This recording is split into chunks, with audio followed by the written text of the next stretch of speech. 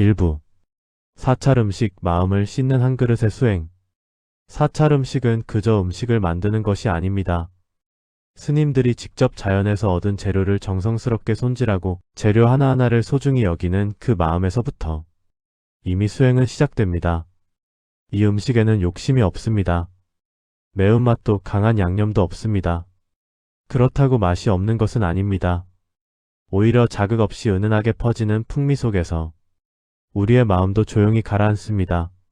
사찰 음식은 곧 수행입니다. 밥을 짓는 일도 반찬을 무치는 일도 모두가 수행의 일부입니다. 지금 이 순간 나의 마음이 어디에 머물러 있는가? 이 물음을 안고 스님들은 칼을 들고 솥을 올립니다. 사찰 음식은 육식을 하지 않습니다.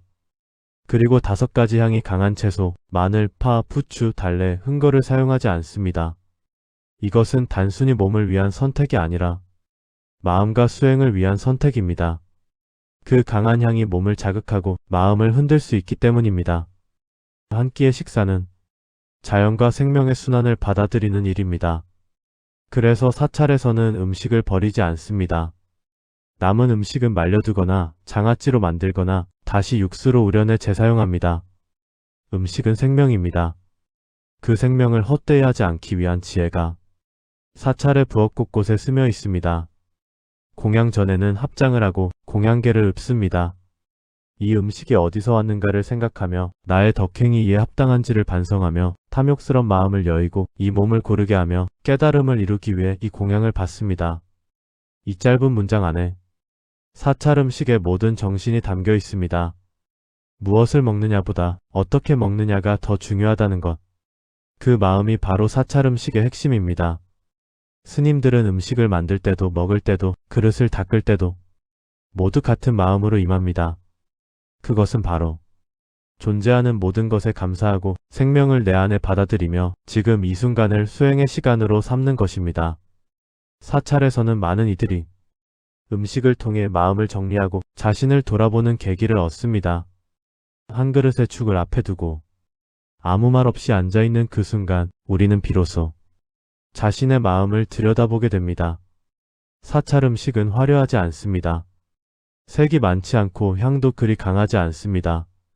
하지만 그 안에는 절제, 자비, 정성, 지혜가 담겨 있습니다. 그것이 바로 우리를 위로하고 다독이고 다시 살아갈 힘을 주는 본질입니다. 현대사회는 바쁘고 시끄럽습니다. 많은 이들이 빠른 음식, 강한 자극, 즉각적인 만족을 추구합니다.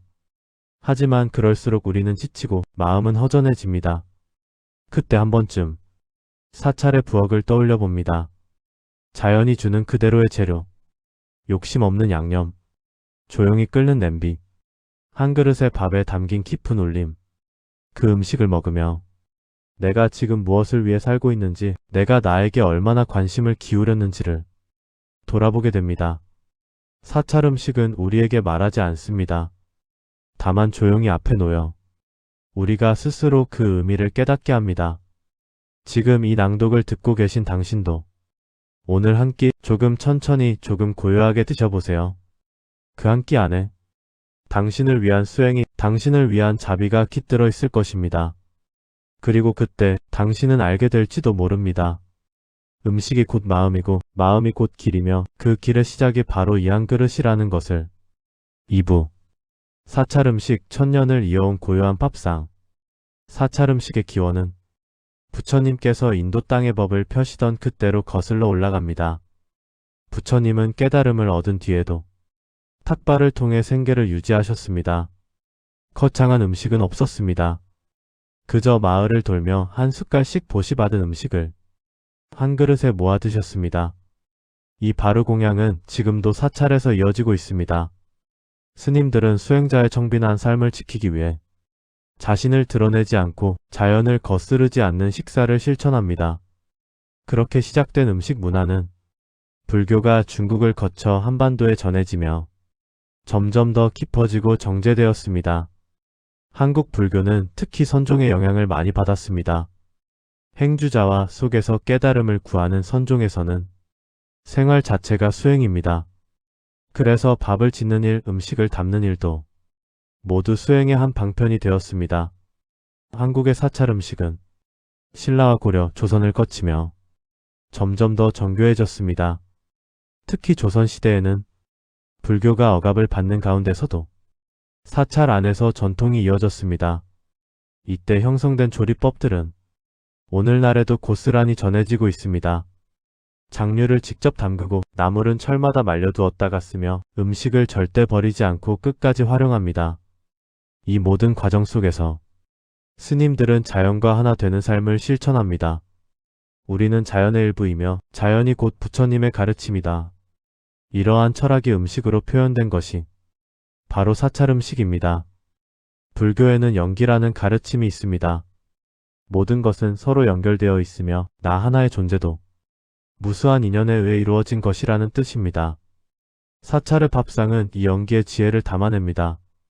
한 그릇의 밥 안에는 햇볕, 바람, 비, 땅의 기운, 농부의 손길, 그 식재료를 날라준 사람, 조리한 스님의 정성까지 모두가 담겨 있습니다. 그런 의미에서 사찰 음식은 단순한 음식이 아니라 관계의 총합이자 인연의 결과입니다. 또한 사찰 음식은 질병을 치료하고 몸을 보하는 약선의 성격도 갖고 있습니다. 스님들은 약초와 자연재료에 대한 깊은 이해를 바탕으로 몸에 맞는 음식을 지어냅니다.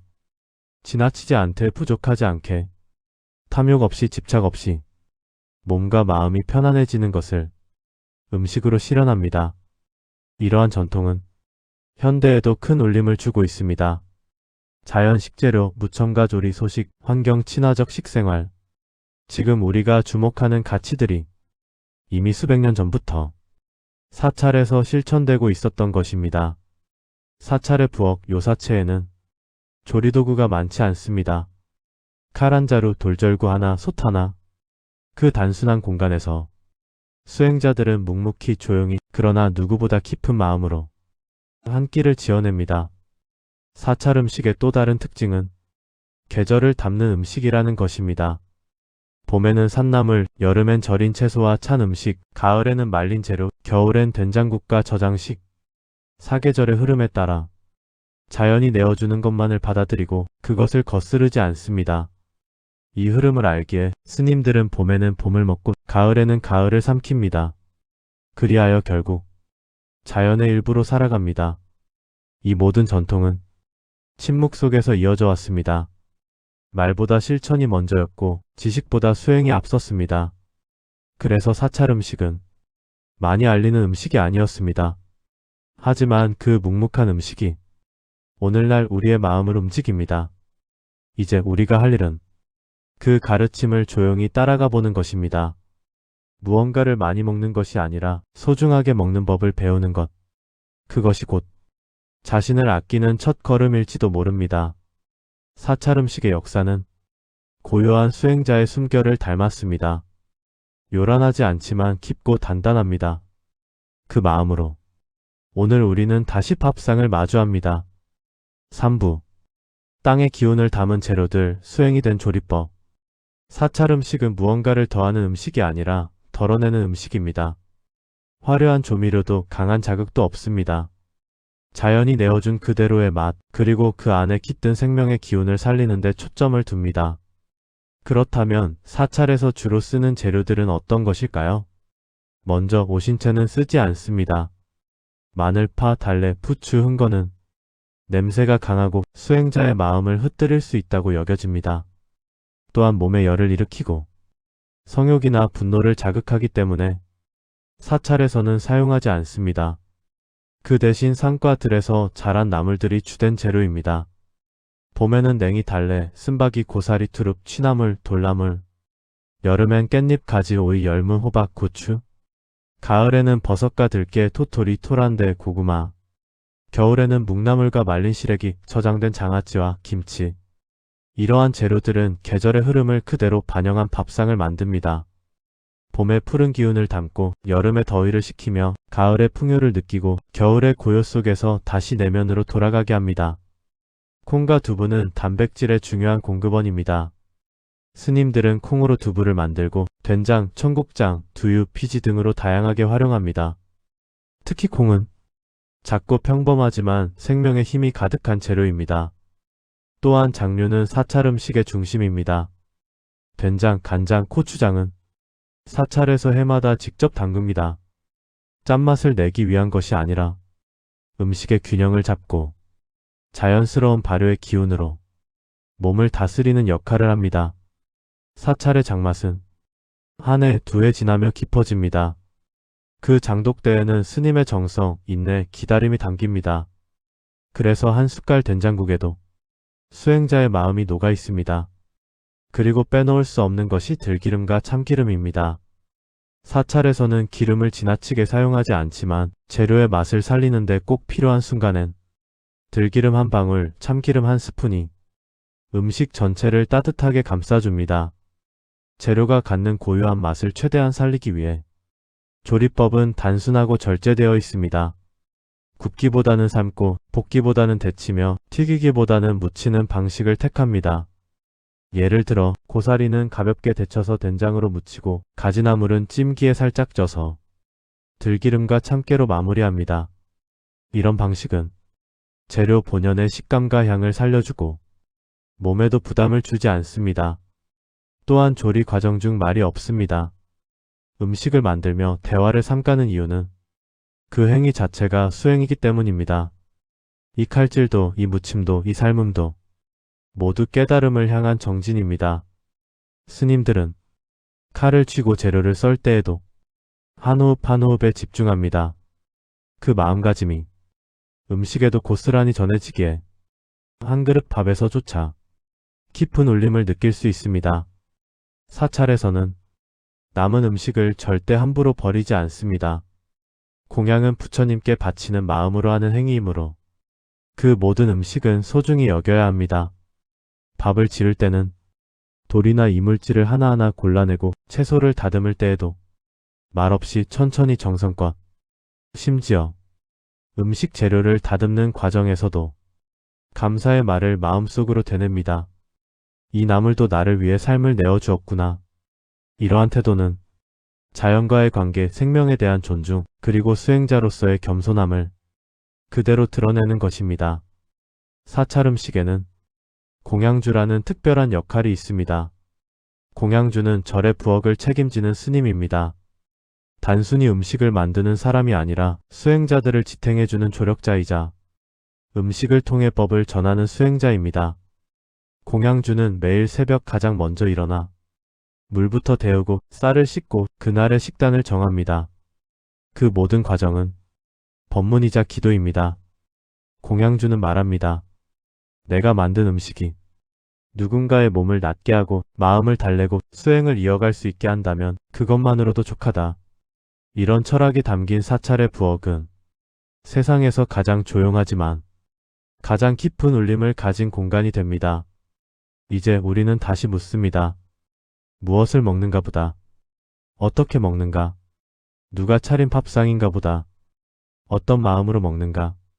사찰 음식은 그 질문에 천천히 그러나 단단하게 대답합니다. 마음으로 먹고 마음을 먹입니다. 그 말 한마디에 사찰 음식이 가진 모든 의미가 담겨 있습니다. 4부.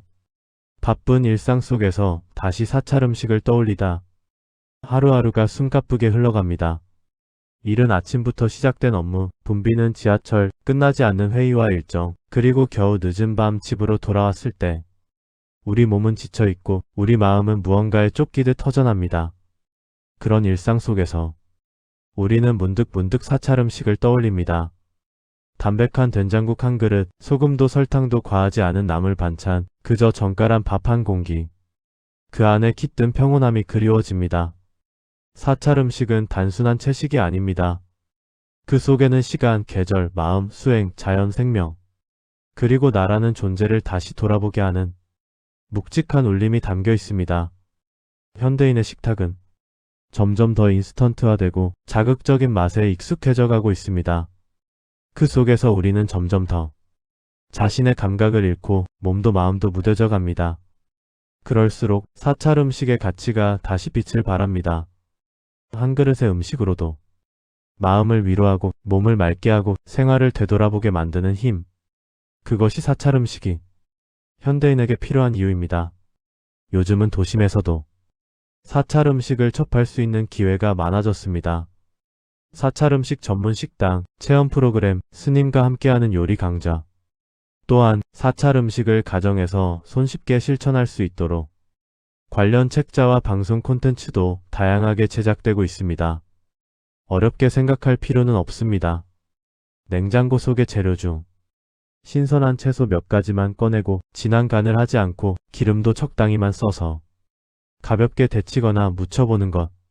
혹은 멸치 육수를 쉬어가고 된장에 표고버섯을 우려 조용히 국물을 낼 수도 있습니다.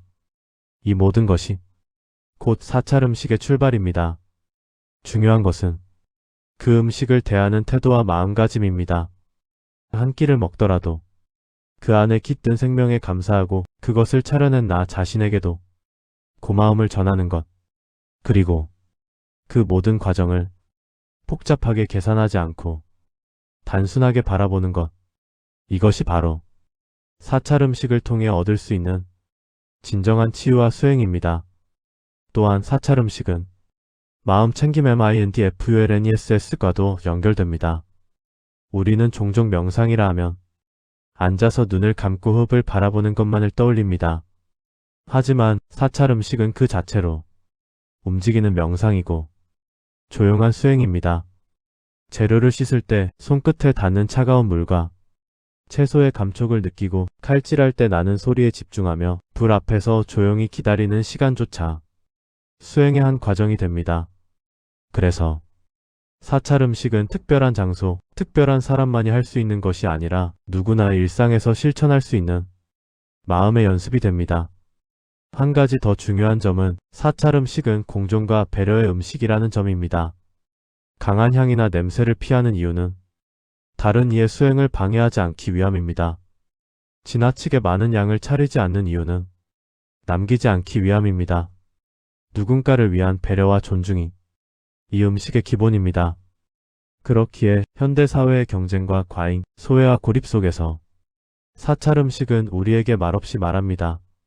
서로를 위하고 같이 먹고 함께 사는 것이 중요하다.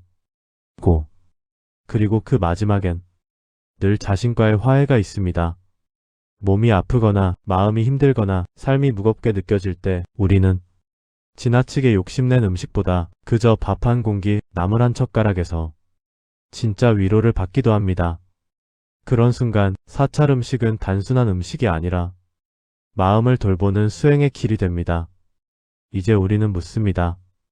어떤 음식을 먹을까? 에서 어떤 마음으로 먹을까? 로.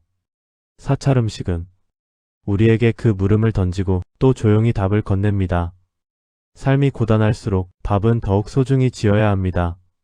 그 밥이 당신을 위로할 수 있으니까요. 이 조용한 울림을 따라 오늘 저녁 조금은 단순한 밥상을 차려보면 어떨까요? 정갈한 밥 한 공기, 살짝 묻힌 나물 한 접시, 그리고 고요한 마음 한 줌. 그것이면 충분하다고 사찰의 부엌은 오래전부터 우리에게 말하고 있었습니다.